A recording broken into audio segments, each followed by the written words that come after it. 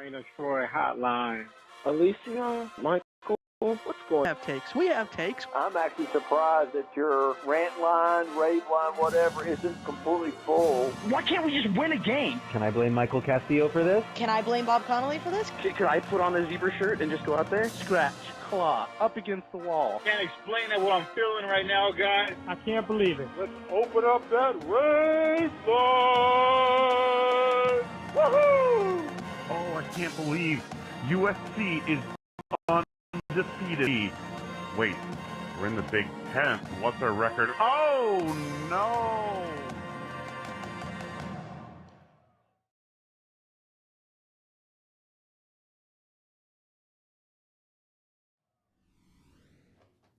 Hello, everybody. Welcome back to Rant Line Radio, episode 593, coming to you on Wednesday, March 19th. Big ups to my grandma. It's my grandma's birthday. It would have been 95. Happy birthday to your grandmother. Yeah, absolutely. Anyways, we're going to talk about Rot Madness. It is Rot Madness time. We are going to put together a 64 Trojan tournament and walk through the fields, remember some dudes. It's going to be a grand old time. As always, you can follow us on social media at Random Troy. Email address, randomtroy@fanside.com. Phone number, 818-643-7227. 7227. Suck It What's Brewing Show. I don't know why I keep forgetting the phone number. I don't even know if we can do a Suck It What's Brewing Show right there because I keep screwing up. It was so screwed up. Yeah. Like 818-643-7227. Suck It What's Brewing Show. Yeah, don't even know my own phone number. Anyways, I'm your host, Michael Castillo, journalist, my co-host in the Rancher Studio in Los Angeles, Elisa D'Artola. Hello, everybody. Hello. It's March Madness, which means we're doing Rot Madness. We haven't done Rot Madness in years, I feel like. It's been years. So let's just get right into it. Rot Madness, the way we've done this, we went through and we found every Trojan who has ever scored a touchdown in the history of the earth. And then we took out anyone who didn't at least play for Pete Carroll, in the sense of you had to have played on the 2001 team or later. So we're calling it Trojans who have scored in the 21st century. And then that was like 195 or whatever it was. And then we randomized those to pick 64 of them completely randomly. Hit randomize like 3 different times, just get a true random number, true random assortment of those guys, and then put them into a bracket. And again, hit the random seeds 3 different times to really shuffle it up. So there's no real seeds. It's just a random 64 Trojan tournament. We'll walk through the board here in just a second, but Alicia, I'm super excited about this. We did fudge it a little bit. There's a couple dudes who scored only in the year 2000, but they did play in 2001. But their touchdowns were scored in 2000. We'll get to those when we get to them, but how excited are you for this? I'm very excited. I think this is going to be fun. When we were talking about what kind of bracket challenge to do, we didn't want to do the sort of normal ones where you just know it's going to be a Final Four of like Matt Leinart, Ronnie Lott, Trey Polamalu, and Reggie Bush. Like there are too many greats at USC to have a really engaging bracket because there are just too many obvious like roll through to the end. Where this setup allows us to look at some just like really random names, and there are some big names in here that are going to roll through, but there's also a lot of like blast from the past kind of guys that should be pretty fun. Yeah, there's a couple dudes in the field of 64 who I did not know, and I feel like I pretty much know every Trojan that's played in the last 30 years. A couple of dudes I did not know, and then I realized why, and that's just because they like recovered a blocked punt in the end zone kind of thing. Yeah, there's a lot more that I don't know because there's guys who were in the early 2000s that I'm just not as familiar with those teams. But yeah, there's also just a lot of dudes, so it's fun. All right, let's get into it. Should we walk through the bracket, or should we just start at the top? I think we just start at the top since it's not seeded. Yeah, not seeded, so we're just rolling. Yeah.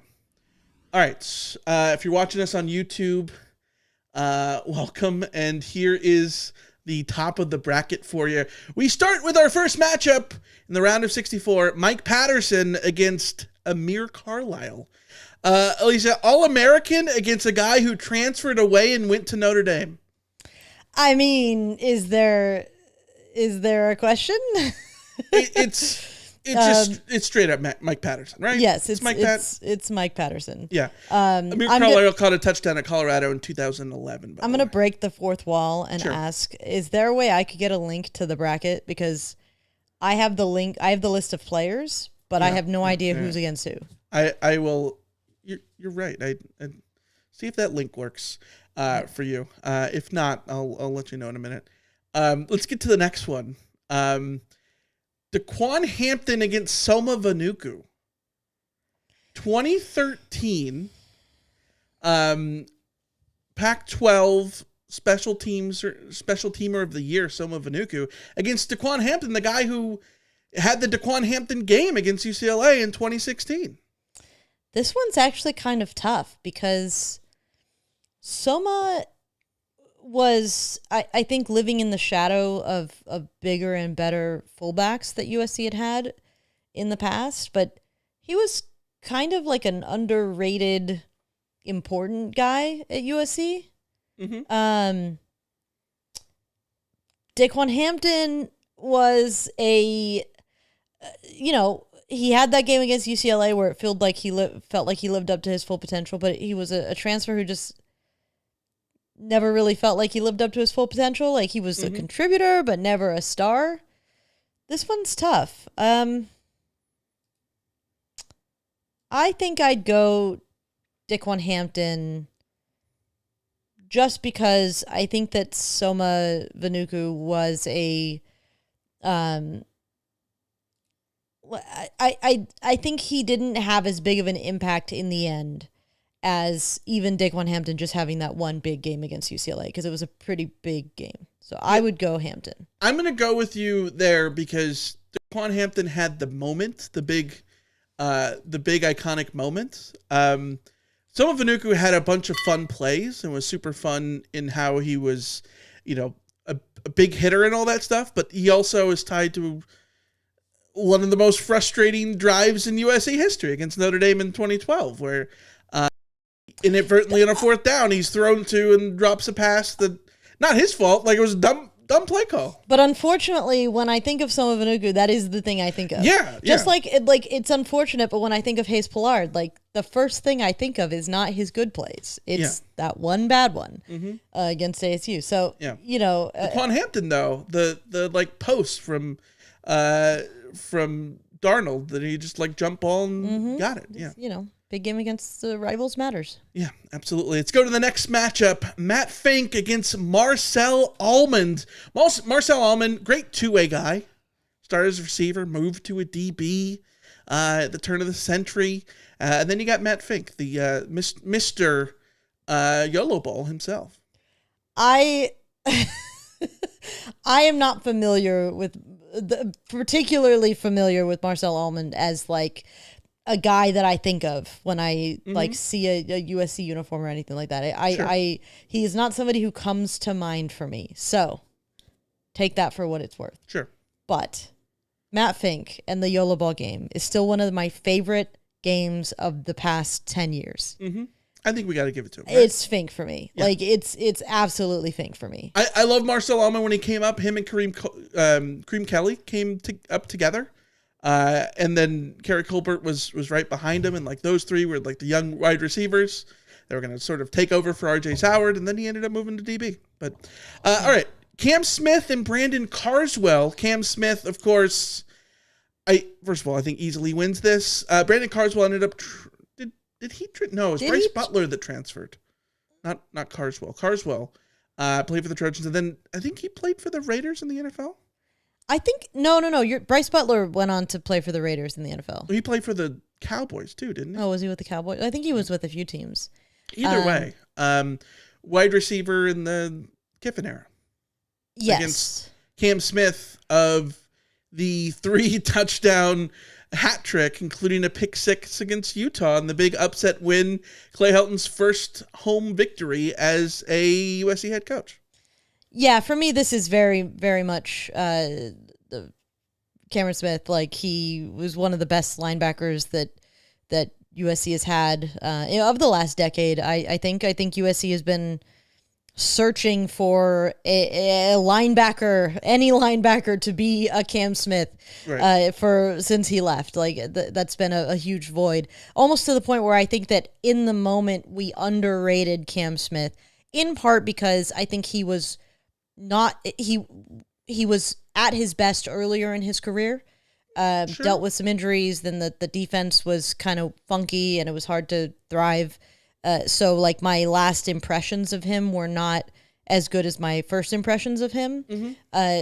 But in hindsight, every single team since Cam Smith left USC, you're like, oh, I could use a Cam could have Smith. used a Cam Smith. Yeah. So, like, they aren't that easy to come by. I find Cam Smith interesting because for the super lazy comparison, I feel like he's a lot like a Dallas Sartz in the sense of, like, if you put him on those Pete Carroll teams, he's a solid player, solid dude. Maybe not the most memorable dude, but he's a solid player, right? Solid contributor.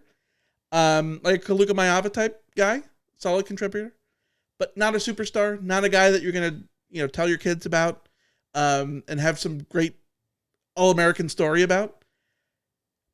But when USC has not had a lot of true linebackers, there's been, Stuart Cravens, but he wasn't really a linebacker, right? Deion Bailey wasn't really a linebacker. The sort of hybrid guys. I mean, even Eric Gentry is another good example of how USC has had, like, the best linebackers that USC has had have been those hybrid DB linebacker, hard to fit. Like, there hasn't been a Mike at USC in a while. Yeah. Like a true Mike. Either way, Cam Smith gets the win there.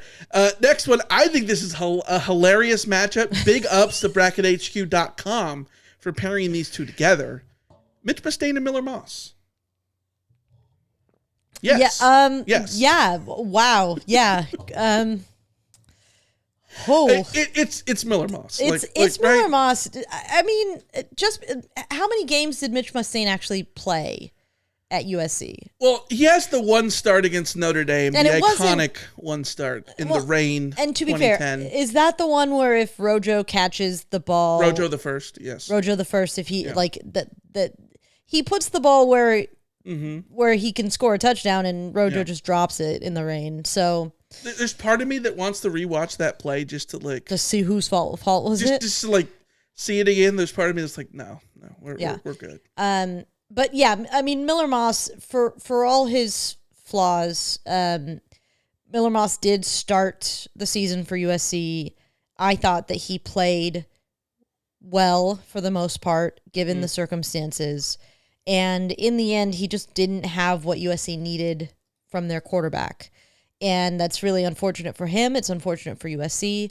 I think if he had a little bit more of a clutch gene, then USC would have won some more games, as we saw with, Jaden Mayava comes in and plays significantly worse than Miller Moss for 3 quarters, but has a bit more of a clutch gene to go out and get wins at the end. So that's what sort of knocks Miller Moss down. But in terms of performance, if you ask me, like, today, which quarterback would I rather have quarterbacking my team, it's Miller Moss over Mitch Mustaine. It's Miller Moss, plus he was the 2023 DirecTV Holiday Bowl champion quarterback. Yes. He'll always have the Holiday Bowl. He'll always have the DirecTV Holiday Bowl, yeah. Let's go to Daryl Poston against Raleek Brown. Who? It might be what you're saying. Daryl Poston, running back who played at SC from 2001 to 2002. He transferred to Utah, ended up playing like a million years in college football. He had 2 touchdowns and 2 yards at USC on 9 total carries. Had more success at Utah. And then Raleek Brown. There weren't a lot of... Whatever you want to say about Raleek Brown. There were not a lot of matchups that Raleek Brown would have won. He pulled, he just pulled he got a great seeding, a great pull here because he got the League Two team in the FA Cup. Yes. No disrespect to Daryl Poston. If you listen to the pod, we love you, bud. I'm sorry. Daryl Poston had 2 total yards at USC. He had 1 more yard than he had. Yeah. No, he had equal number of yards to touchdowns at USC. He had 2 each, which I mean, big ups for the touchdowns, but 9 carries in 2 yards. He had more. He had more career receiving yards on 1 reception than he did rushing yards at USC. So no offense, but not exactly a stellar time for Daryl Poston. But Raleek Brown, it's tough because of the way it all went down. Sort of left a bad taste in my mouth. Sure. But he was very good as a freshman. There was a lot of potential. Mm-hmm. There were some big moments from him where he's showed. He's an ASU legend. I mean, wasn't it ASU where he had that big run against, or who did he have the? I think of him having a great touchdown against Washington. Was it against Washington? Well, either way, when he came back out of nowhere. Yeah, well, either way, like he had some moments. It's clearly got some potential. We're gonna see what he does when he's healthy at ASU. But it's sometimes you just get a good draw. Yeah, absolutely. Next one. Speaking of good draws, Dwayne Jarrett going up against Ty Isaac. You mean terrible draws? I'm just checking off Dwayne Jarrett here because Ty Isaac ended up transferring to Michigan. It was Michigan, yeah. Yeah, I think he was from Joliet Catholic. I think that's right. Out of Illinois. A lot of hype, never lived up to it. And Dwayne Jarrett is USC's all-time touchdown leader as a receiver. So here's a question: what if Ty Isaac and Raleek Brown had gotten matched up against each other? Who wins that matchup? Because again, Ty Isaac's really unfortunate here that he ends up getting Dwayne Jarrett instead of Daryl Poston. I think you have the stats in front of you. Did Isaac have more rushing yards than Brown? Isaac had 40 carries for 236 yards, 2 touchdowns. He had 4 catches for 57 yards. Brown can't be much different. It was almost identical. Raleek Brown is. I think I'd probably take Raleek Brown just because skill set. Raleek Brown, 42 carries, 227 yards, 3 touchdowns, 16 catches, 175 yards, 3 receiving touchdowns. So I think Raleek Brown beats out Ty Isaac just in terms of production. So he certainly beats out Ty Isaac in terms of things I remember, because I don't really remember very much about Ty Isaac, other than the fact that he transferred. So. Yeah. 2 first names too. Speaking of 2 first names, let's go to the next round. I was going to suggest that we do this kind of thing, or we do another game that we've come up with only guys with 2 first names. Well, Stephen Mitchell would be probably a high seed in that. Stephen Mitchell against Max Wittick is the next matchup. Stephen Mitchell, as my mom would say, my Stephen. She had a jersey of a number 7 that was probably made for Barkley back in the day. And then when she would go to games with my dad for a couple years, Stephen Mitchell wore number 7. So that was her Stephen. Then there was Steve. She had to differentiate at one point because Stephen Carr existed and then took the number 7. Yeah. And so then her Stephen no longer wore the 7. That's new Stephen and her Stephen. Mm-hmm. New Stephen and her Stephen. Stephen Mitchell, Max Wittick. It's Stephen Mitchell. It's Stephen Mitchell. I really like the Stephen Mitchell story in that he was a guy that there were sort of expectations for coming into USC, and he didn't really live up to those expectations. But he's a good example of a guy who sticks it out 4 years, and as a senior has his best season. Yeah. Comes through with 644 yards, 4 touchdowns. Big ups to Stephen Mitchell. It was an important part of that 2017 team. Yeah. Got rewarded with a conference title and gets rewarded with moving on in this setup. I feel like he blew out all 8 of his knees too. And still was able to. Common story with USC receivers. Yeah, for sure. This is an interesting matchup. Winston Justice and Anthony Sarro. Anthony Sarro's touchdown, pick 6 against UCLA 2014, started off that game. And that, Fun fact, that was the last game that I watched from the stands before the SC Washington game that we just went to. Because between those two games, if I was at a game, it was as media, right? The Anthony Cerro game, the Anthony Cerro pick six, happened at the Rose Bowl in the middle of a fight between people, but between these girls that were sitting right behind my dad and I. To where, the Rose Bowl benches, right? Mm-hmm. This one girl, we had to pull her up onto our bench, and she's standing on our bench to evade this brawl that's happening. Meanwhile, Anthony Cerro pick six against Brett Hundley and walks into the end zone. Winston Justice, All-American level offensive tackle. I don't think he was actually an All-American, but he was up there. Okay, so this is a tough bit because we're talking about touchdowns scored. Winston Justice was not directly responsible for a lot of touchdowns, but contributed to a lot of touchdowns in 2005. I think it's Winston Justice. It right? probably is. I do want to give a shout to Anthony Cerro because again, another guy who I think was in the shadow of others that he was playing with. Sure. But again, we go back to how many of USC's teams since Anthony Cerro left could have used an Anthony Cerro? Mm-hmm. Pretty much all of them. Because again, USC has not had good linebacker play in a while, so he was always the second linebacker, not the marquee guy. But he was productive. He was there. He did his job. Good player in the end. Mm-hmm. I would take him in a heartbeat for this team. Sure. But yes, Winston Justice wins. But I'm also confused because Winston Justice on Football Reference, he's listed with 2 touchdowns, but his game logs only refer to the fumble return touchdown against Washington State in 2005. Yeah. I'm wondering if it's double counting it because it's technically a rushing touchdown and then also a fumble return touchdown, but either way, stats are weird. I don't know. Let's give him the win. He's a better player than Anthony Cerro. No disrespect to Anthony Cerro, but Winston Justice was a solid offensive lineman. Let's go to Broderick Green and TT Terrell Thomas. Broderick Green, if you don't know Broderick Green, do you know Darwin Barlow? Do you know Marquise Stepp?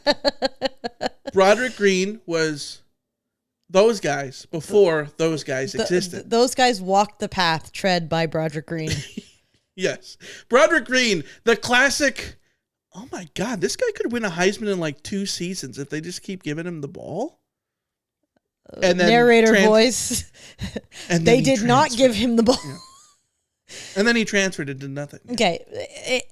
Broderick Green will always be remembered for 18 carries, 121 yards, 2 touchdowns. Washington State? Against Washington State. The 69-0 game? Yes, 69-0. Watch that game in a Dave & Buster's at the Block. He was incredible. Everyone wanted to see more of him, and we never did.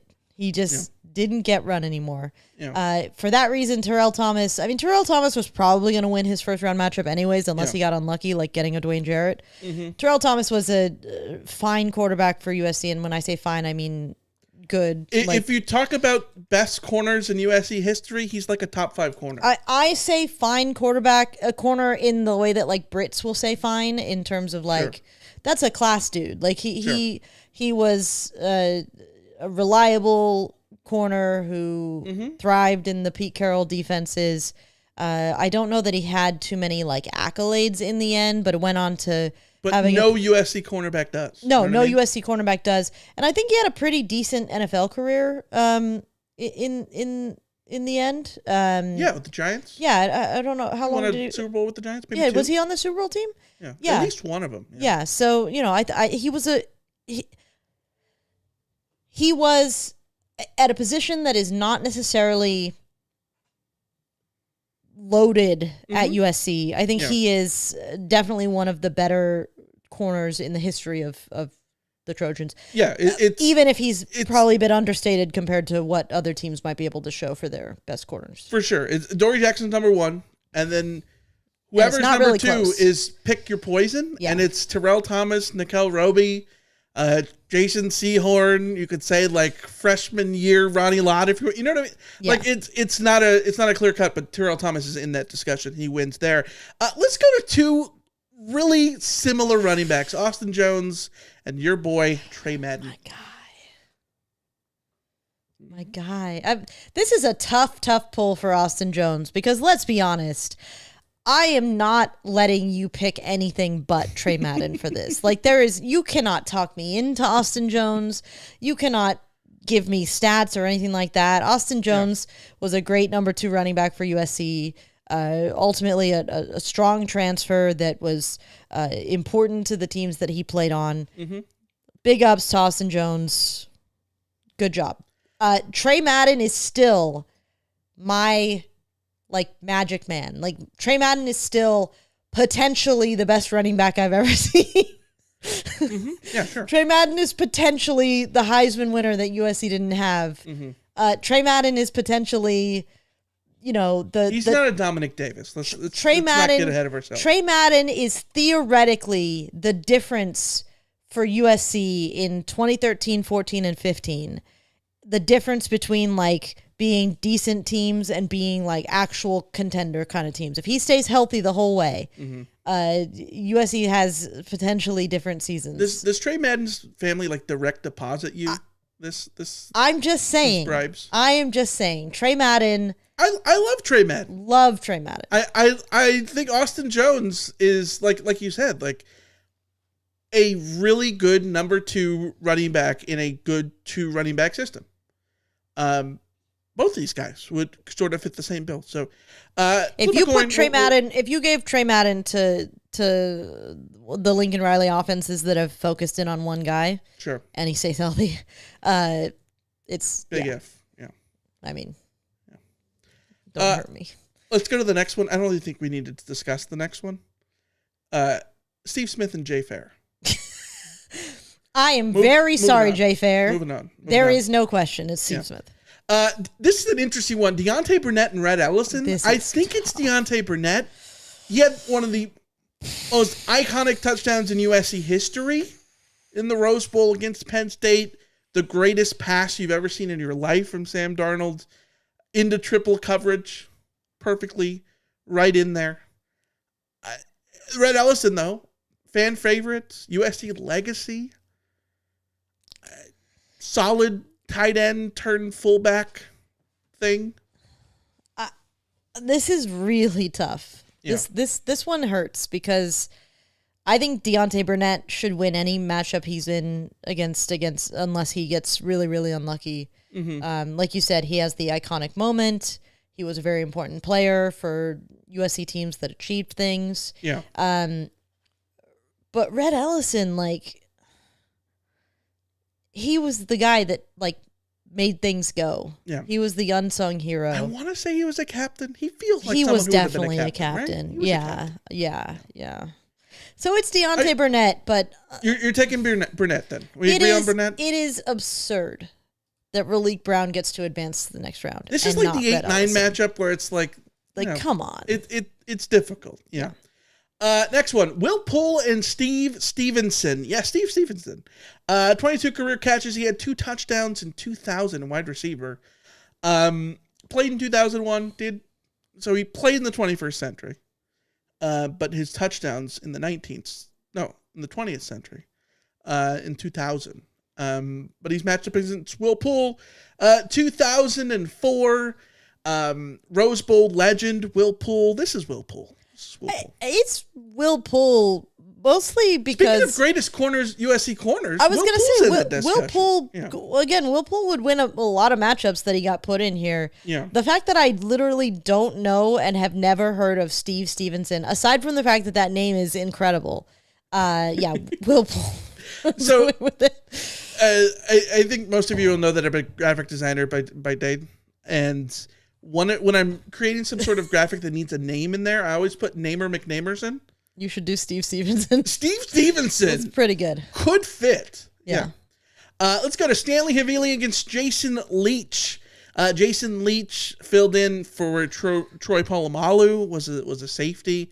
Admirable safety for SC. Stanley Havili, if he's not your favorite USC fullback of all time, well, I guess it's probably Sam Bam Cunningham at that point. But does that even count? You know, like your favorite modern running fullback of all time, it's Stanley Havili, right? It's Stanley Havili. I would say he's one of my all-time favorite Trojans. Stanley Havili. He was just for that position, which again I get that you can call others fullbacks, but different eras. Like Stanley Havili is closer to the fullback position that we think of than Sam Bam Cunningham, who was basically just a running back who was in the formation lined up where you would call a fullback.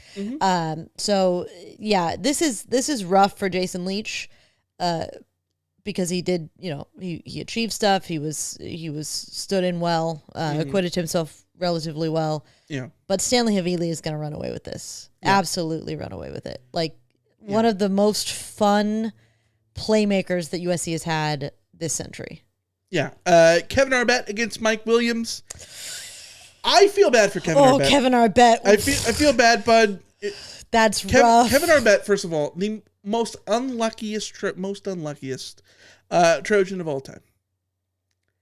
He, season-ending injury in 2003, season-ending injury in 2004, came back in 2005, didn't win a national championship. Unlucky dude. Very unlucky. He had like 8 senior seasons because of this, but Mike Williams, arguably the greatest USC wide receiver to ever live. No one was going to beat Mike Williams. Yeah. No one was going to beat Mike Williams. So, sorry, Kevin Arbet. Mike Williams. The next matchup, equally lopsided. Lendale White against Corey Dickerson. Corey Dickerson, tight end for the Trojans in 2001. 23 catches, 326 yards for Pete Carroll's first team at SC.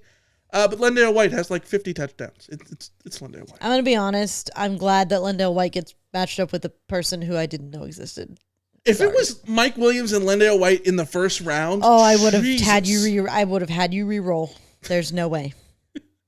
All right, Greg Gunther against Malifo McKenzie. This is all you, bud. Okay, Malifo McKenzie.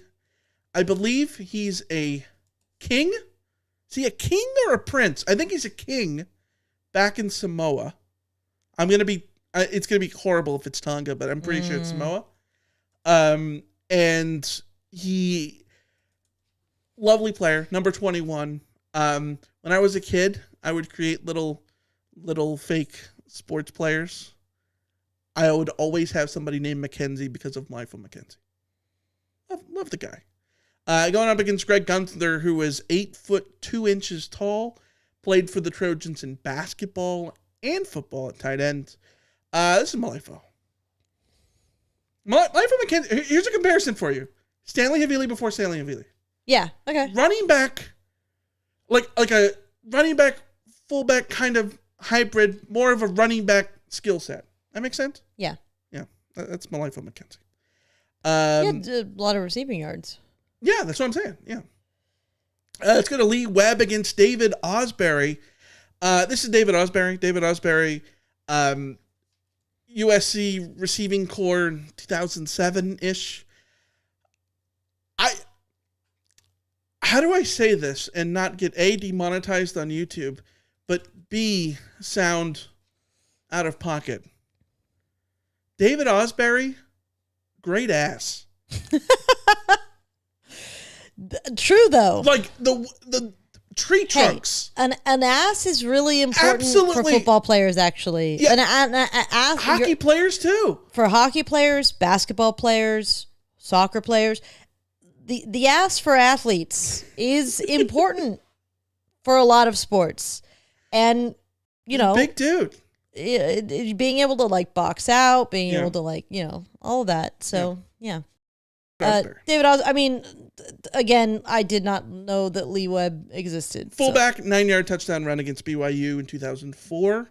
David Osbury, a little bit more productive than that. We'll give it to David Osbury there. Next one, Jordan Cameron. Stuart Cravens' cousin. You might know him as Matt Leinert's former brother-in-law. Were they technically in-law? I don't know. What's the other Jordan Cameron comparison? Great. One of those guys who's better in the NFL than you at USC? Is that fair? Tight end? Jordan Cameron? Yeah. Yeah. Up against Mike Ross, a defensive back who recovered a block punt in the end zone in the infamous 40-3 beatdown of Colorado, ranked Colorado, at Folsom Field in Boulder in 2002. It's Jordan Cameron. Jordan Cameron had played in the NFL for 6 years. It was a Pro Bowler. Yeah, perfectly good NFLer. Yeah. Yeah. Let's go to the next one. Stanley Taufo against Jude Wolf. I mean, Stanley T runs away with this for me. Jude Wolf was just injured. Tons of potential. Certainly wins the potential battle, but we just never really saw him. And Stanley T is a player who should never have been starting for USC, and the fact that he was starting for USC is partly because of USC's own faults, but also a huge credit to him. He was recruited and came in as a linebacker, bulked up, became a defensive lineman, and then got thrown in to be a nose tackle, or defensive tackle, an interior lineman. If you had told me when USC signed him that he would end up being a starting interior defensive lineman for USC, I would have said, okay, sure. But he did that. And, I think he was very limited in his ceiling at that position. Yeah. But he also did a job that USC did not have anybody else capable of doing that job. And he, I think a very admirable Trojan in his day. Yeah. And let's get to the next round, which a couple of very admirable Trojans. Justin Fargas and Amon-Ra St. Brown. This is Amon-Ra, but Justin Fargas, valuable member of the 2001 and 2002 Trojans, the Orange Bowl winners in 2002. Another guy who perfectly, serviceable veteran in the NFL. Transferred one of the, I would say one of the iconic early transfers. Before transfers were really transfers common. were a thing. Yeah. SC getting Justin Fargas from Michigan, played at Sherman Oaks Notre Dame, and then I'm going to start saying that to really bug you. Sherman Oaks Notre Dame. I'm fine with that. Yeah, just be like the LA Times. Harbor City Narbonne, which was always weird. And then, came over and very reliable running back in a combination with Sultan McCullough on those early Pete Carroll teams. But Amon-Ra, arguably one of the best, if not the best wide receiver in the NFL right now, but more so someone who is very productive at SC and in a lot of ways could have been more productive in probably a better offense. Amon-Ra would have been more productive in a better offense and would have been, I think, more of a standout in an offense with fewer other. It didn't have Drake receivers. London and Michael Pittman and I think it's interesting because I think you certainly would argue that having more good receivers around you makes your life as a receiver easier. It opens up opportunities for you. So you could argue that Amon-Ra benefited from having Pittman and Bonds and all those guys around. Yeah. But I would counter argue that Amon-Ra on many a team before the one he was on and after the one he was on is an undisputed number one 2,000-yard receiver. So 2,000 yards in a career receiver, you mean? Or you mean no, in a season? 2,000, like potential 2,000 yards in a season. That's great. First of all, that's insane.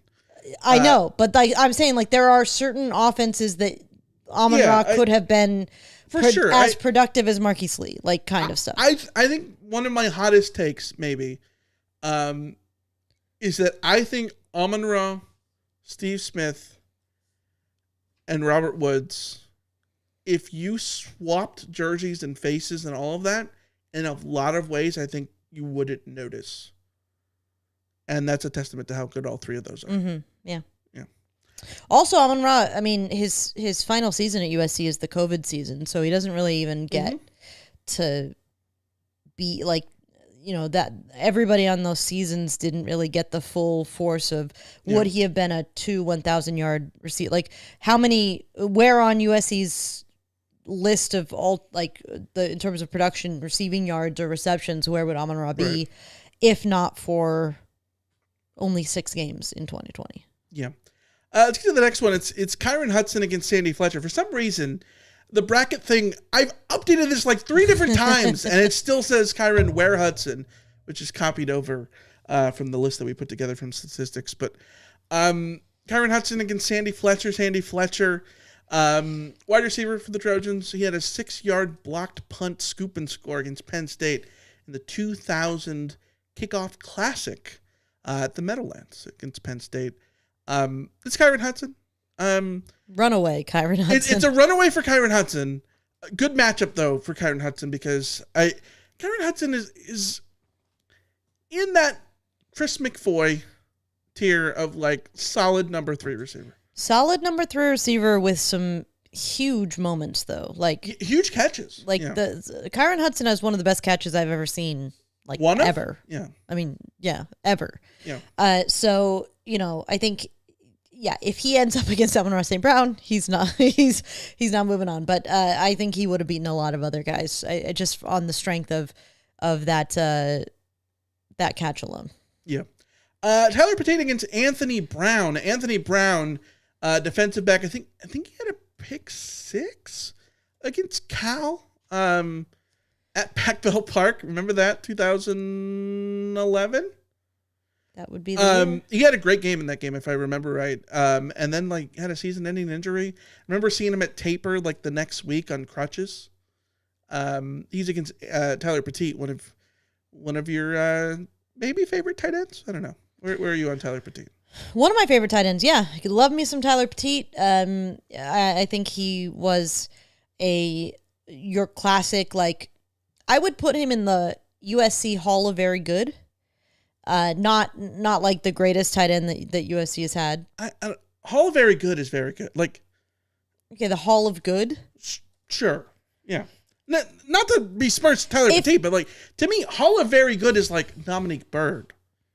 You know what I mean? Okay, I would. I guess what I would say is Hall of Very Good is like could have been an All-American in a different season. Okay, that's fine. That's fine. I'll give you that. What I would say about Tyler Pate is that if you gave me Hall of rather decent, yes. Yeah, there you go. If you told me from now until the end of time that I could guarantee that USC would have a Tyler Pate level tight end on the roster, and that would be the starting tight end for USC from here to eternity, you take it? I'd take it. All right. I'd take it. I think it'd be interesting if Tyler Pate played at Utah. Like what could he have been they couldn't have like weirdly made him a Mackey guy? Utah can weirdly make everybody a Mackey guy. I mean, I don't know. We'll give Tyler Pate the win there over Anthony Brown. J.J. Harris against Michael Jackson III. This is a J.J. Harris, the Crenshaw Cougar. What could have been? What could have been? Michael Jackson III, one of those guys where the Broderick Green of wide receivers. Yeah. Fair? Very much so, yes. And it's interesting because I don't think there's a lot of those receivers. Devin Williams and Michael Jackson III are the only 2 I can think of. Can you think of another guy? I won't include Brew McCoy because he's just like a whole different thing. His career had different issues. Kyle Ford before he transferred was kind of that guy too, but yeah. But yeah, I feel like we saw more of Kyle Ford. Yeah. No, 100%, 100% right. J.J. Harris, one of the better defensive backs that USC has had. Mm-hmm. Just the fact that J.J. Harris played the positions that he played, moved around. Mm-hmm. The secondary was sort of a Swiss Army knife for USC. J.J. Harris. Safeway select Adoree Jackson. Yes. That fair? Yes, 100%. And said with every ounce of respect. Every ounce of respect. Prime selection. Yes, prime selection. Kirkland? Kirkland, yes, Very Kirkland, respectable Kirkland. Kirkland brand, Adoree Jackson, 100%. I think an underrated Trojan, and Michael Jackson III could have been, but decided to go to Georgia and didn't do jack shit there. So yeah. Bryce Butler and Jackson Dart, 2 transfers. Bryce Butler, solid, decent number 3 type receiver, career at SC, and then ended up transferring to San Diego State. I think we talked about him earlier as a Brandon Carswell comparison. Played for the Cowboys in the NFL. Jackson Dart, one of the few guys that I think we can definitively say transferred and became a superstar elsewhere. yeah, those don't exist all that much. Yeah. I have a question. What's the criteria here? I have no idea how to do this. Do we do it just as a Trojan? My instinct is to say Bryce Butler because he played 3 seasons at USC, and I think that's fair. Like, I don't think we can give Jackson Dart Ole Miss credit. no, I can't give him Ole Miss credit. But I have a question for you. What do you think of the name Bryce, spelled with an I? Okay. And a question for the people in the chat and you. When you hear of the name Bryce, am I correct in assuming that the standard spelling of the name Bryce is with a Y? Yes, 1,000%. Okay. Yeah. Because with Bryce Butler, It looks cool. I like It the looks I cool. for Bryce Butler. Okay, you know how people spell their names weird, and like I will be like, I would never do that to a child. Yeah. I never want I never want a child that has to go to Starbucks and be like, I'm Ashley with 2 E's. Yeah. You know what I mean? Like that sucks. That sucks that you have to live that life, right? Having said that, strictly from a visual perspective and for no other reason, Bryce Butler and Jackson Dart look cool. Wouldn't bestow it on a child. Jackson is yes. Looks cool. I- Looks cool. I would never in a million years would I give that to a kid. It looks cool. Here's my thing. I would not, if I was naming a kid, I would spell it Jackson. But I would never name my kid Jackson unless I was doing it with an X. Okay, that's an uncomfortable take for me to hear from you. But I wouldn't name my kid Okay, that's fair. That's why I Like, wouldn't name my kid Jackson. But if I was forced to name my kid Jackson, if it was my kid, I wouldn't do the S though. I would do Jackson. If I'm naming a character in a video game, Jackson. I might great. do that.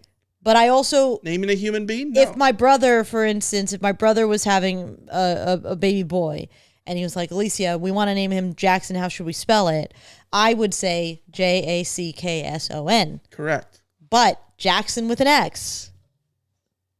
It's kind of cool. It's kind of cool. It's cool looking in a video game. Yeah. The chat agrees. Bryce with the Y is more aesthetically. I think that's probably fair. I think It's just funny that usually the alternate spelling is the one with the Y. Yeah. Chris with a K, I think looks cool. I don't like Chris with a K at all. Chris Bryant? I don't like Chris Amazing with a K. because Chris Bryant is a sexy man, but like the name Chris with a K. I'm not a fan of Yes. Chris with a K at all. Yeah. Speaking of names, let's get to the next one. Jorquavius Woody Marks against Ronald. Oh, by the way, Butler and Dart.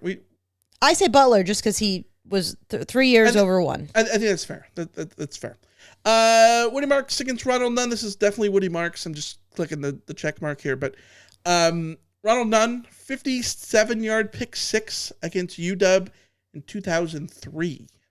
Woody Marks played at UW in 2024, but didn't get the win there. But solid career. I think he's someone we would have loved to seen for 3 or 4 years. I love Woody Marks.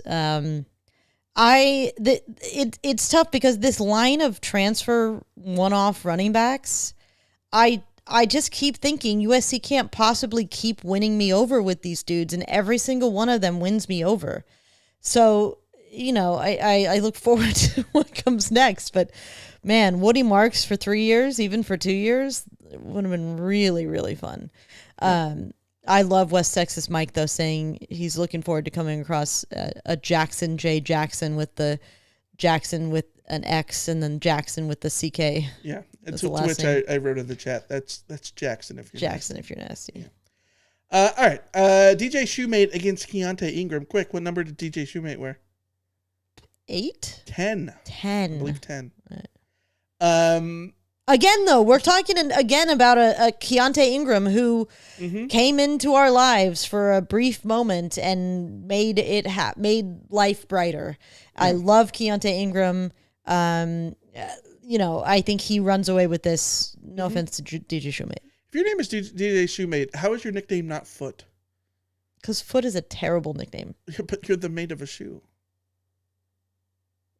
I hate that. Keontae Ingram, moving on. Jason Mitchell against Xavier Grimble. Jason Mitchell. I'll take DJ Shoemate's nickname is Bigfoot. I dig that.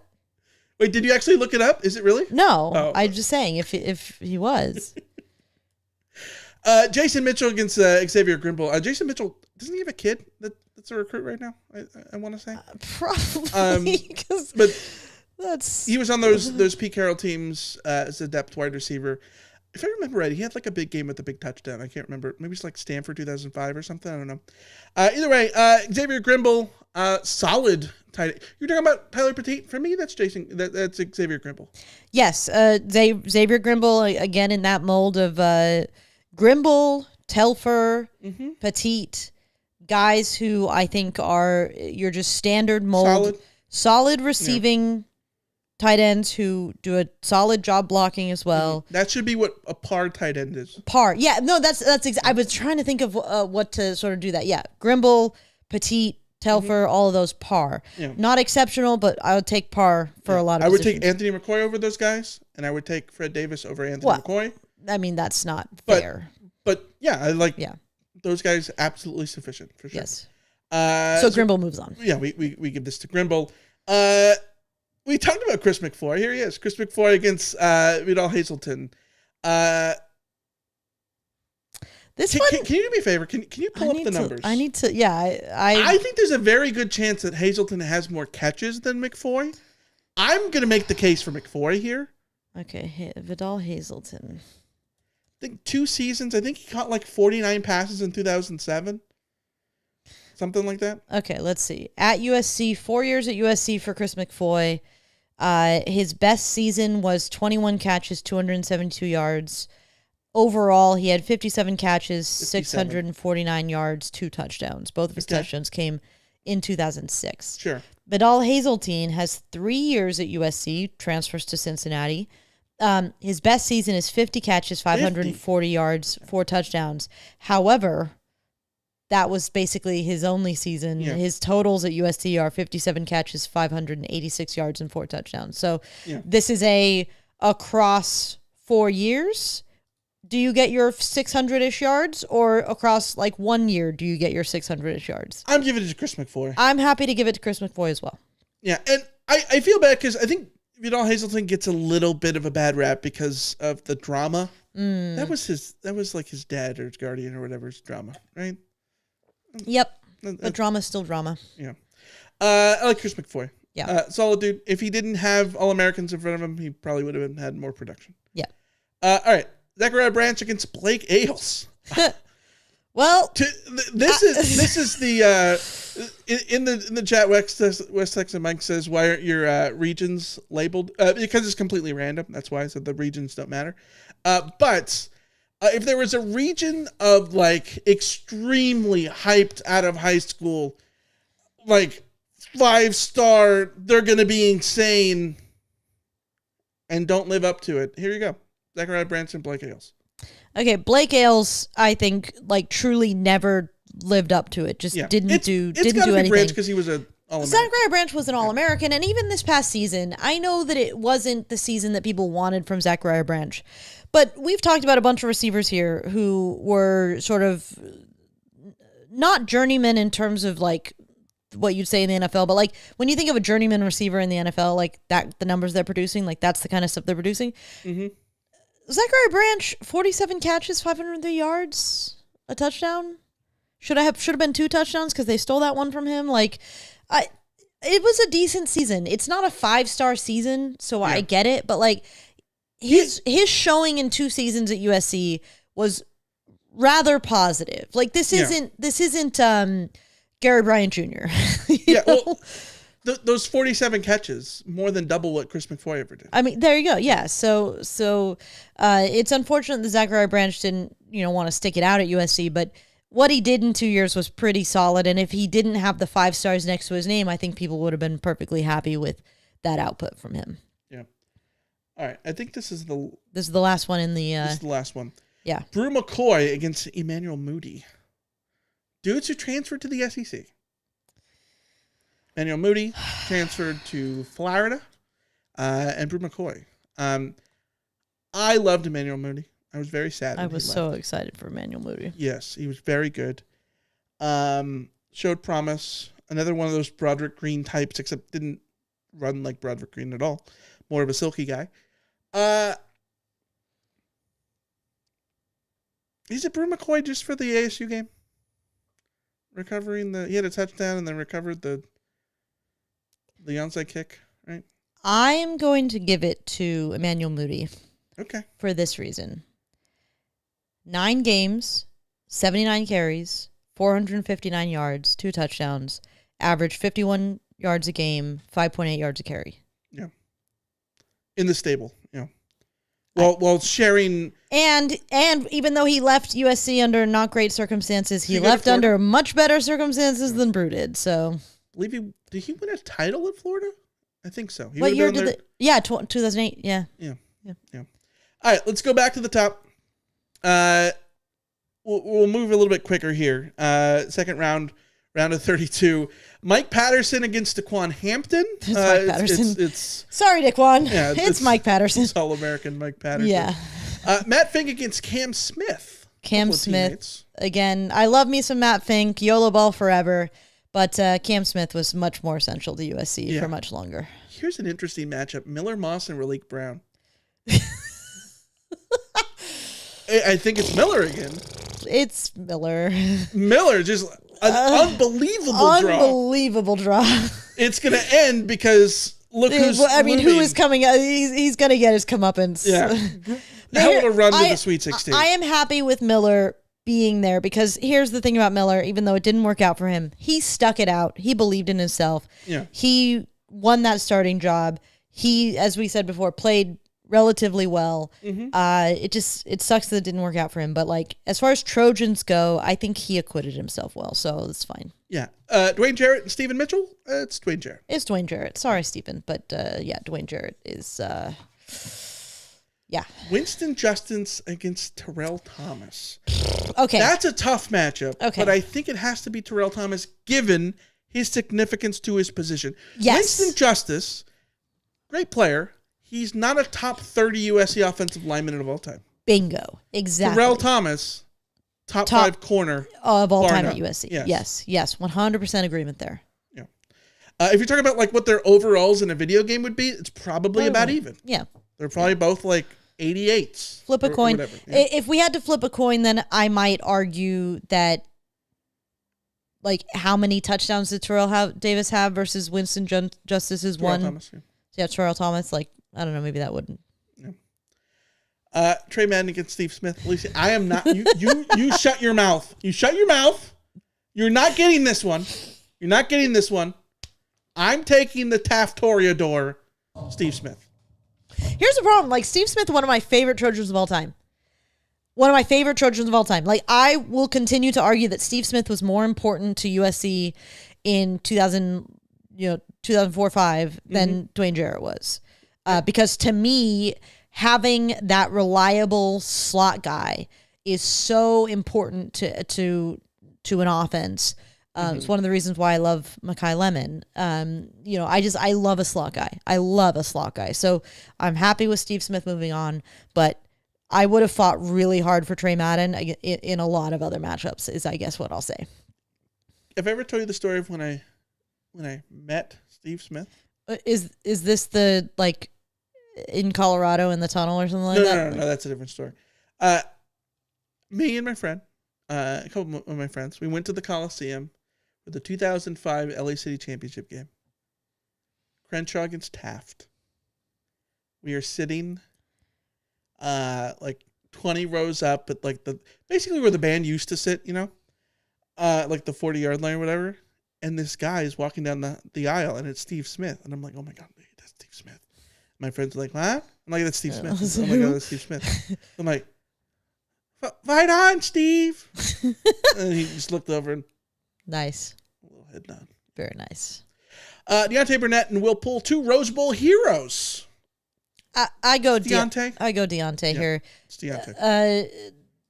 If for no other reason than Deontay scored way more touchdowns than Will Poole, given position. But also, I think Deontay was just, again, another guy that just did the job, had iconic moments, was productive across several years. Yeah. Want to pour one out for Stanley Havili here. Rough draw. Poor Stanley. Rough to draw in the round of 32, going up against Mike Williams.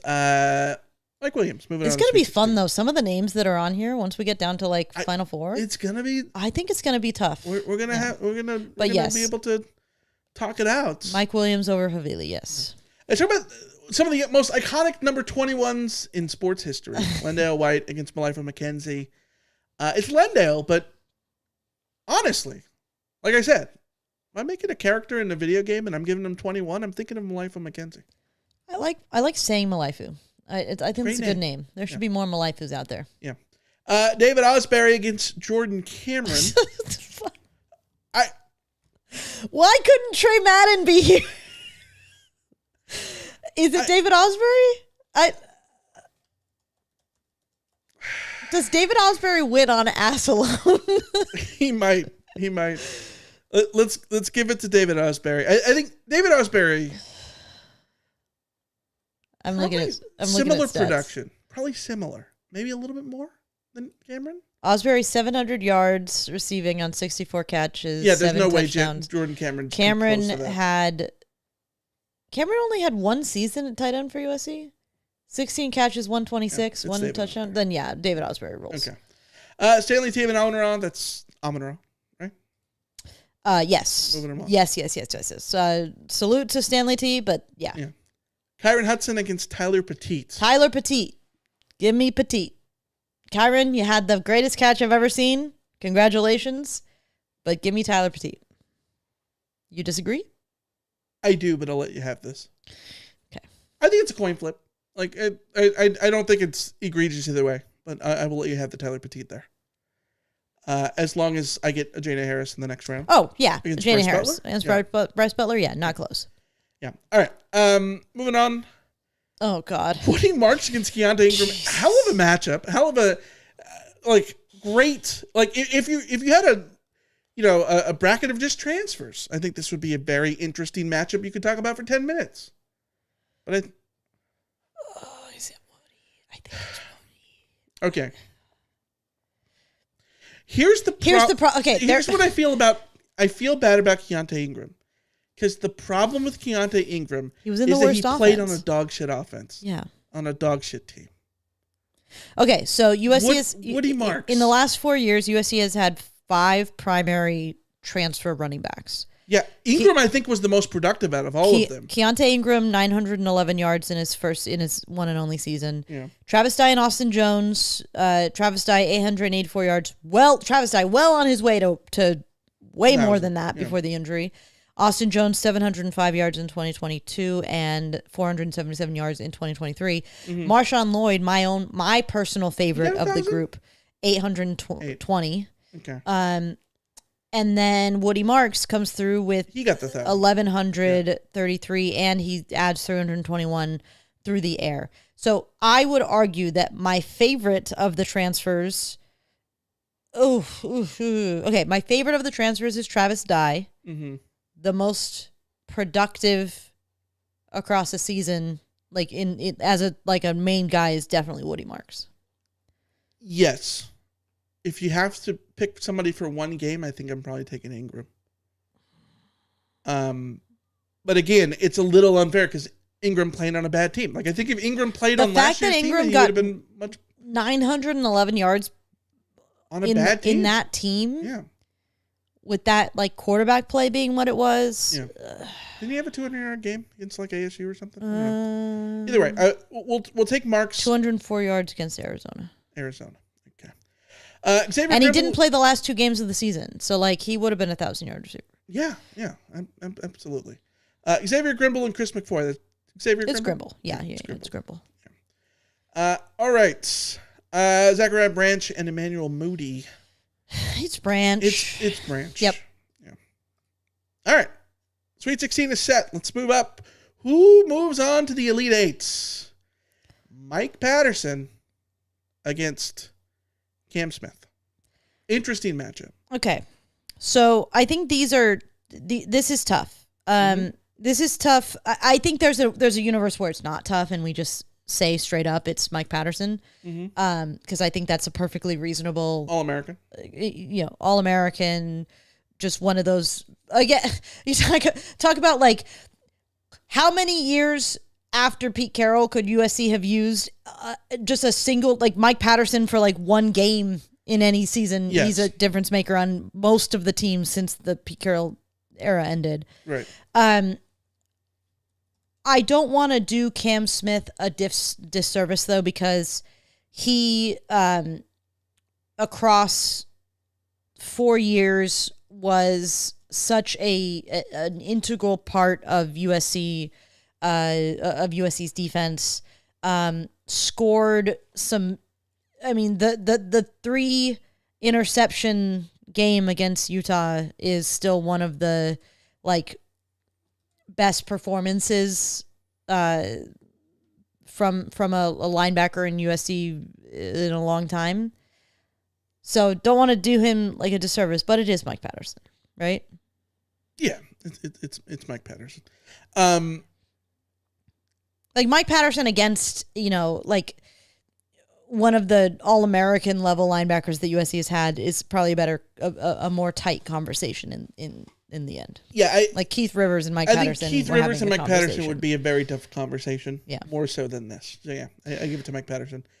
You know what's not a tough conversation? All right, moving on. We've got Terrell Thomas and Steve Smith. Yeah. I think it's still Steve Smith. It's Steve Smith. In this case, I think you can make the real good argument as Terrell Thomas for overall significance, like we talked about, because this is not Steve Smith's fault, but Steve Smith was not the number one receiver. There's multiple Steve Smiths that exist. You know what I mean? Because there's Kareem Kelly, there's Robert Woods, there's Amon-Ra St. Brown. Like, there's other people who have been like him. Yeah.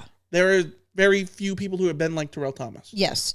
But in terms of, like, I would say ceiling of importance to USC, sort of overall standing in USC history, I put Steve Smith there. Mm-hmm. I also think this is a positional thing because I think it's easier to point to like moments for Steve Smith, stats for Steve Smith. Like I just think this is cornerbacks are going to be an inherent disadvantage against wide receivers in any of these kind of conversations. So it's Steve Smith for me, but like with full acceptance that Terrell Thomas is sort of at a disadvantage here. Yeah, in a better matchup, I think Terrell Thomas keeps moving on a couple of rounds. Yeah. One of my favorite moments for Steve Smith, fake field goal, 2004 against Washington. I don't remember. 2006 against Washington. Sorry, it's one of the ones where like he runs to the sideline, but he doesn't go out of bounds. I love that kind of play. It was great. We'll take Steve Smith there. Moving on down, Mike Williams, Deontay Burnett. Sorry, Deontay. I'm sorry, Deontay. Terrible draw for you, bud. Yeah, Mike Williams is, especially receiver against receiver. Yeah. Mike Williams is hold on. Hard to beat. Is this, Mike in the chat said the regional names.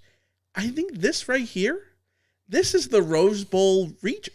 The Rose Bowl. Deontay Burnett, Mike Will Williams. Poole, Stanley Havili, Mike Williams. Those are all Rose Bowl heroes. Yeah. Lendale White against David Osbury. That's Lendale White. Osbury's thighs can't save him on that one. Amon-Ra against Tyler Petit. It's Amon-Ra. It's Amon-Ra. You're not gonna keep going for that one. Ajane against Woody Marks. I think it's Woody Marks, but like it's Woody Marks.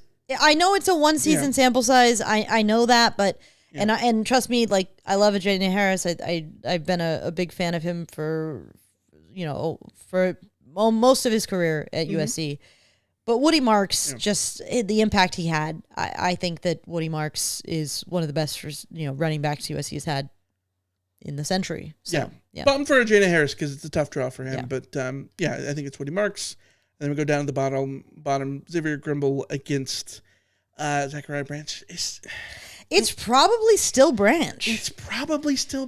Yeah. Grimble.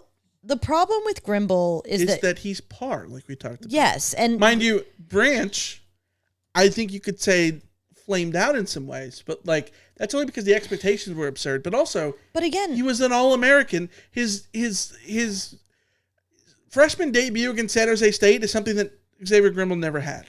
Yes, it's and Xavier Grimble, the entirety of Xavier Grimble's career, we were sort of looking at and hoping to see him.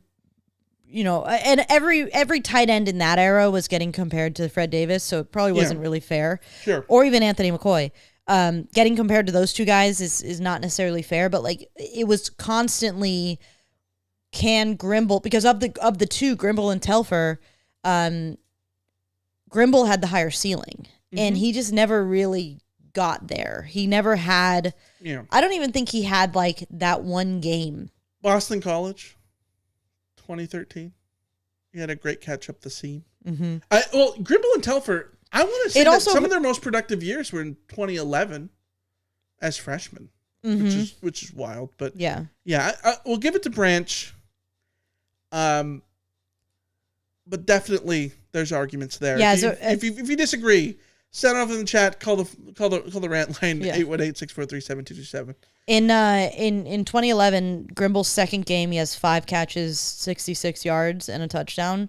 That's his career game. Yeah. Zachariah Branch's career game is just 6 catches, 46 yards in his third to last game against Colorado in 2013. Is most receptions, but again, like he never really had a better game than that second game. So, yeah. All right. We are in the Elite Eight for a chance at the Final Four. Mike Patterson against Dwayne Jarrett. 2 teammates, 2 All-Americans, 2 national champions. It's Dwayne Jarrett. I'm sorry. It's Dwayne Jarrett. Mike Patterson was an incredibly important player for USC. Hell of a defensive lineman. Like the impact he had was huge. But he is, like we said about Winston Justice, like, I don't know that he's... You were going to say Churchill, weren't you? No. I don't know that he's unequivocally, like, up there with the greatest defensive lineman that USC has ever had, where Dwayne Jarrett, on numbers alone, like, Dwayne Jarrett is the most productive touchdown scorer at receiver that USC has ever had. Like, Jarrett... Ron Murray in the chat says Jarrett also. When we're talking about positions that SC doesn't have a ton of great guy, like left tackle, a guy that a position that SC has 12 different dudes that you could say could be in your top 3 or whatever, right? Defensive tackle is difficult because there's not that many dudes. There's Cedric Ellis, there's Leonard Williams, there's Mike Patterson, there's Sean Cody. Was Gary Jeter a defensive tackle or end? Either way, Al Callings, was he a tackle or end? Tackle. The 60 gets weird. But there aren't obvious dudes, and because of that, Mike Patterson is absolutely someone that you can argue in the top 3. Dwayne Jarrett, because there's so many wide receivers, he might not make your top 3 just because there's so many great wide receivers. But I still think he was a better player than Mike Patterson. If we're pulling hairs, splitting hairs. Dwayne Jarrett in 3 seasons has 9 more touchdowns than the next most prolific touchdown scorer at USC. He is second all time in receiving yards at USC. Yeah. He's fourth all time in receptions. Like, I think that Dwayne Jarrett is hurt by what happened with his NFL career, and which is not fair to him. And then who comes after him in terms of just the incredible run that USC goes on with Woods and Lee and Juju and Amon-Ra and all of those. Jarrett is hurt in the sense that, like, in a one-game scenario, you don't take him. You're not taking him over Mike Williams. You're not taking him over Marquise Lee. He's not more like Jarrett's problem is of the big-bodied wide receivers. Like, you take Mike Williams. Yes. Of the prolific wide receivers, Mike Williams is very prolific, but like of the prolific, you take Marquise Lee. Right. He's not fast. He like Lee. Hey, I will go to my grave. SC beats Notre Dame because he's slow. Yes, but that's the point is that if he's he slow. Scores on 4th and 9, Brady Quinn drives them right down and they win the game that way. If we are creating the ideal USC wide receiver where we're giving players different things, you know? Right. What does Jarrett get? Like, who does Jarrett end up giving something? I don't think he does. That's the problem. Yes. For Jarrett. Because you're not taking his size because Mike Williams you can take Mike bigger. Williams' size. Yes. You're not taking his hands because you go with, I don't know, Steve Smith. I mean, hands, I think, would be the closest thing. Yeah. Would be the closest thing, yeah. Route running is going to Robert Woods. You're not taking, speed is going to, you know, Marquise Lee or somebody like agility, that. Yeah. Like, if you're asking me about, like, you know, grit or anything like that, like I'll take Amon-Ra. Juju. Or Juju. Yeah, zombie Juju. Like, again, but still, you cannot deny his production. You cannot deny. As a career goes, insane career. Yes. Yeah. All right, let's scroll down. We've got Steve Smith against Mike Williams. This is Mike Williams, which is going to create a very interesting conversation in a couple of minutes, even though I feel like we just had it. But we're good with Mike Williams getting in the Final Four? Yeah. Over Steve Smith? Okay. I could argue. Do you think there's an argument here? I think there is an argument. I'm putting my foot down either way. There is an argument for Steve Smith in terms of longevity. Mike Williams kind of screws himself over by leaving. If he comes back for a third season, like he's undoubtedly. You know what you said about Dwayne Jarrett having the 41 touchdown in 3 seasons? Mm-hmm. Yeah, Mike Williams had 30 and 2. That's my point. And Mike, the thing is, like, Mike Williams was as dominant as Drake London was in 21. Here's right? what I hold against Mike Williams is, like, for me, Robert Woods and Marquise Lee, Juju Smith-Schuster. We can just blame Maurice Claret. No. Like, blame the incident. Those guys, though, I think, like, there's a world where Marquise Lee has 4,000 receiving yards at USC if he's healthy the whole way through. Robert Woods, if he's healthy the whole way through, like, could have even more absurd numbers than he does. Mm-hmm. Juju the same. I don't hold the injuries against those guys because injuries happen. But Mike Williams chose to leave. Well, Mike Williams did this to himself. So if if it hurts his legacy, I don't think it should hurt his legacy. Because it hurts. Now, I'm not saying I agree with you. Mike Williams. You're just making the argument to make the argument. I'm just making the argument to make the argument. Yeah. We agree that Mike Williams moves on. But I will say, like, the fact that not to get ahead of ourselves, the fact that Mike Williams isn't going to win this bracket challenge for me is Mike Williams' fault. Whew, that's a take. That is an insane take. Because he's not winning this challenge. I'm telling you right now. There may be a fight. Do later. we need to have a fight in the next round? But he's not winning this challenge, Michael. Okay, the reason that I always say I have Mike Williams over Keyshawn Johnson is Mike Williams has more touchdown numbers. I think Keyshawn has more catches. But they both did it in 2 years. They both only played 2 seasons at SC. Mike Williams left early and then ultimately had to sit out the 2004 season. Keyshawn Johnson was a JUCO transfer. He was at Southwest College, right? Southwest LA, whatever it is. The difference, though, Mike Williams dominated as a freshman and a sophomore. It's absurd what Mike Williams did as a freshman. And is a 3-star freshman, by the way. It is insane. And Keyshawn Johnson did it as a junior and senior. If people are listening don't understand this, Mike Williams comes in as a 3-star freshman, not the 5-star, everybody knew this was going to happen kind of guy. Yeah. And he catches 81 passes for 1,265 yards, averages 15.6 yards per reception, 14 touchdowns, 97.3 yards per game. Mm-hmm. Like, that output Incredible. is utterly insane for, what do we think? Was he 19 maybe? Maybe if he was one of those guys. 26.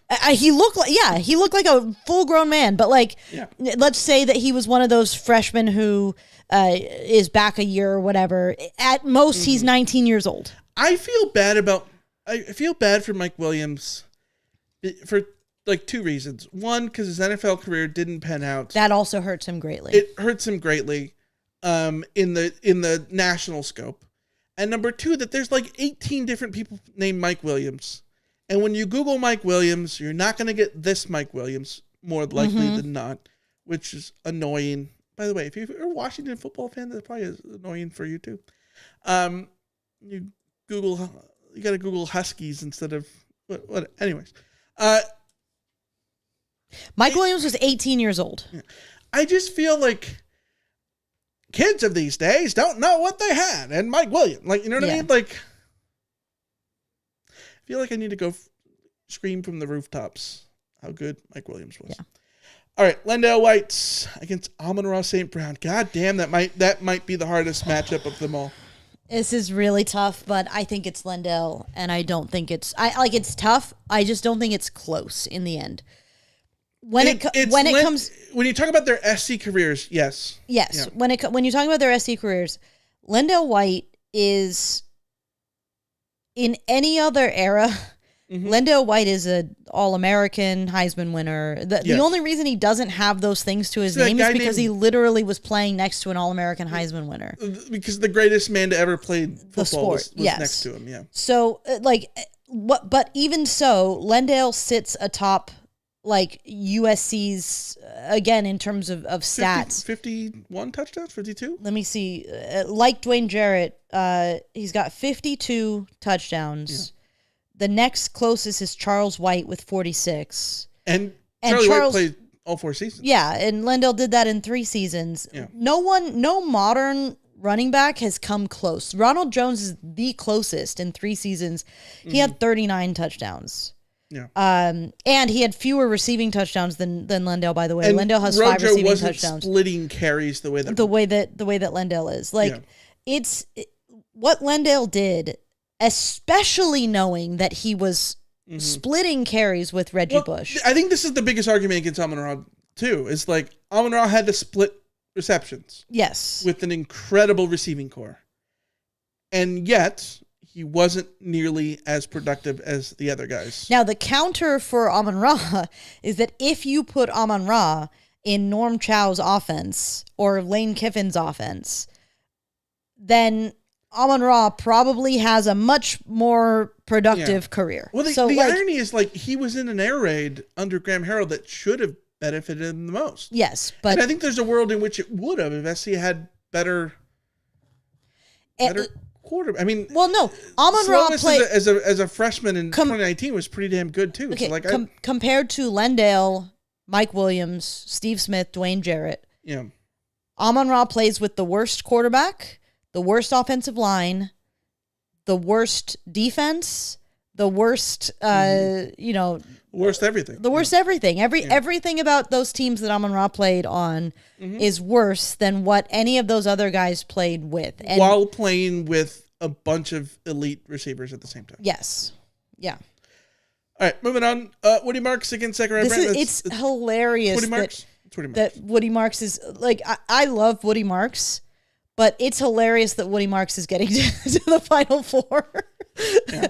Welcome to the Final Four. Woody Marks. Woody Marks for me, even though again it's one season, Woody Marks has the season that if Woody Marks was a 5-star running back that came into USC as a recruit and he had that season at any point in his career, we'd call him a rousing success. Yes.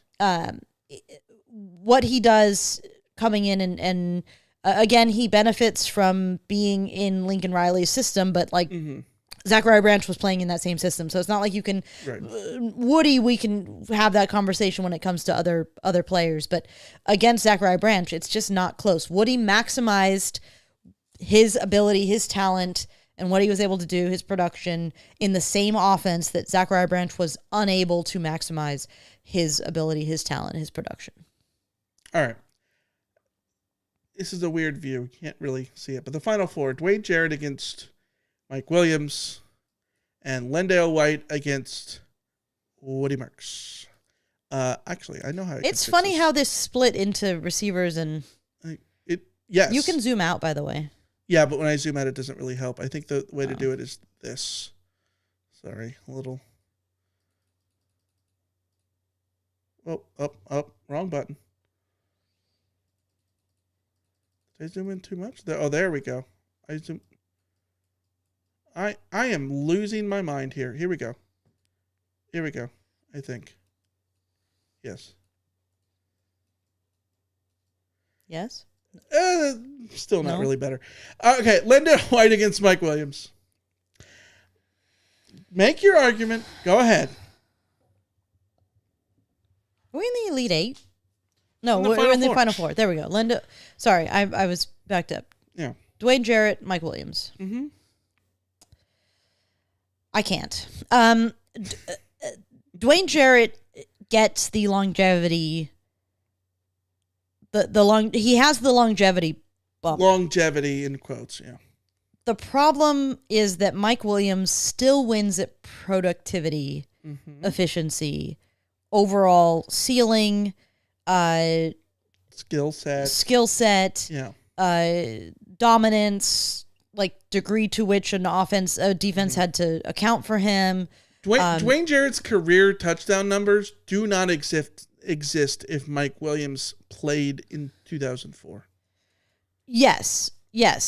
And you know, again, I don't know that this is entirely fair, but like Dwayne Jarrett as a freshman is a very impressive freshman, but he has 55 catches for 849 yards and 13 touchdowns. 13 touchdowns as a freshman for Dwayne Jarrett? 14 touchdowns as a freshman for Mike Williams. Okay. 1,200 yards as a freshman for Mike Williams. If Mike Williams is there in 2004, is it fair to say half of those touchdowns are going to Mike Williams? Probably. Yeah, at least half of those touchdowns are going to Mike Williams. And then Mike Williams is going to get his own other 7 touchdowns or whatever, right? Like, yeah. Yeah. So, you know, it sucks for Dwayne Jarrett, but when you're going up against Mike Williams, even though I do personally dock Mike Williams for himself limiting himself to 2 years, crazy. What he did in those 2 years still outweighs what Dwayne Jarrett did in 4. In 3, sorry. Yes. So. You want Dwayne Jarrett here? No, I say Mike Williams. Oh, we agree. Yeah, we agree. You were saying Mike Williams wasn't going to win the tournament. He's not winning the tournament. Okay. Lendale White against Woody Marks. Lendale White. Sorry, love you, Woody Marks. It's one season. Lendale White is across the board. No, it's Lendale White. All right, here we go. Okay. Now we're having a fight against Mike Williams. Lendale White didn't even start. Lendale White has 2 1,000 plus yard seasons, while not being not starting football games. He wasn't even good enough to start. Lendale White scores 24 touchdowns. No, sorry, let's make it 26 total touchdowns in one season. Didn't even start his own team. White was never an All-American. Lendale White has 14 catches for 219 yards and 2 touchdowns as a running back. Lendale White has 221 yards from scrimmage and 26 touchdowns in 2005. And that's after having 1,200 yards from scrimmage and 17 touchdowns in 2004. Yeah. And that's after having 14 touchdowns from scrimmage in 2003. Like, Lendale White as a running back. Mm-hmm. When are you going to get to his All-American year? if Reggie Bush was in this bracket, Michael, Reggie Bush would beat Mike Williams too. Like, yes. so I that's agree. not really fair that Lendale gets docked because he happened to be playing with Reggie Bush. Also, Lendale White comes back for his third year. Lendale White puts himself in the history books and completes his stuff by coming back for that third year and delivering. Want my hot take? What's your hot take? Are these guys not the same player? They're not. No, mostly I mean, like, there's a lot of similarities. Two guys who are extremely productive. Two guys who shared the field with other players, but were still extremely productive despite that. Two guys who still scored 1 million touchdowns, even though they played with Reggie Bush. Two guys who had iconic moments, scored big Rose Bowl touchdowns. Two guys who went to the NFL, and Lendale was very productive one season, but ultimately didn't really do much in the NFL. Like, had a short career, and Mike Williams was one of the all-time busts. If you're looking at a listicle of busts, he's on that list. Two players who I think dealt with weight issues, especially in the NFL. Yep. Two players who are diehard Trojans as much as anybody. One of them very much so in terms of social media and Lendale White, and one of them in Mike Williams, who I think would literally do anything for the program, is literally on the coaching staff now. I don't think there's a wrong answer here. I agree with you. I think it's probably Lendale here. But like both these guys are fitting. Oh yeah, fitting final dudes. I think what we set out to do with this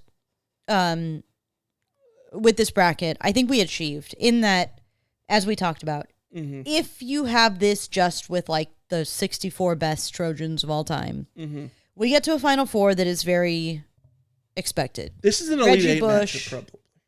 Huh? This is an Elite Eight matchup in that. Yes, yeah. I don't think either of these guys make it to the Final Four. They might go on a pretty decent It depends run, on where they end up in a bracket. But the point Sure. is like neither of these were going to beat out Ronnie Lott. Mm-hmm. Neither of them were going to beat out Reggie. I mean, Marcus Allen, Orenthal. Yeah, even like, I don't know, guys like Dominic Davis.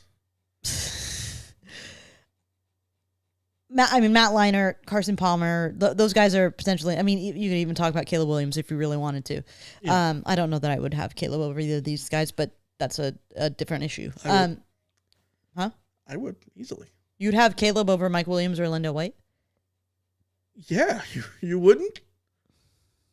Okay. He's the best quarterback I've ever seen play in Cardinal and Gold. So, like, in some sense, yes. In terms of achievement and all of that kind of stuff. Is it like, his fault that his hamstring blew into pieces? It is not his fault that his hamstring blew into pieces. Yeah.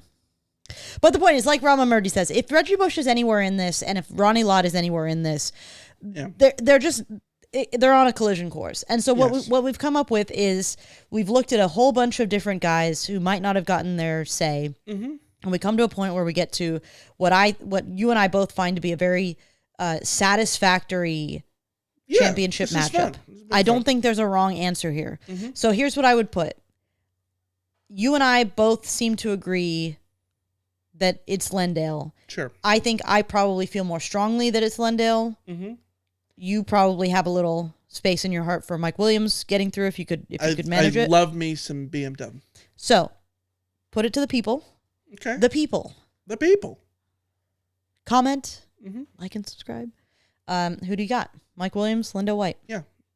And use your criteria. Comments. I'd love to hear other people's criteria because I think some of these kinds of exercises, you and I talk about this all the time, Michael. Like, we like to have a sense of how we're criteriaing this, because if we were simply going on talent alone, if we were talking only on talent, I might be obliged to put like Amon-Ra up there, or go with Mike Williams or anything like that. If we're factoring You're in including entire NFL football careers. yeah, if we're talking NFL, NFL output, then somebody like Jordan Cameron goes a hell of a lot further than they do, and Mike Williams goes a hell of a lot less. Jackson Dart goes pretty far if we're talking about overall careers. Yes, exactly. So, I think there's a lot of different ways that you can look at this.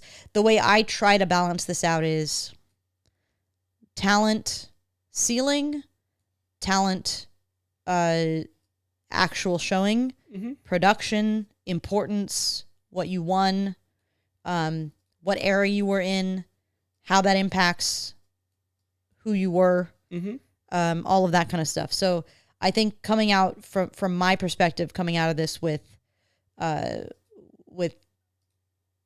Williams and Lendale, I feel pretty good. Yeah, absolutely. I will go through and put a blank bracket in the doobly-doo. Click on that if you want to fill one out and then take a picture of it and send it to us. Sure, go for it. Yeah. And email it. Yeah. randomtroy@fansided.com. Yeah. Phone number 818-643-7227. Or send us your comments and all that stuff. So we're gonna call it there really quick before we head out. A couple of comments we got on YouTube from last week. Eric says, "Oh my God, Alicia, In-N-Out fries are freaking sawdust." They're very tasty. Shout out though, because the best fries I've had in a long time, we had today at lunch with Jake from the What's Brewing Show.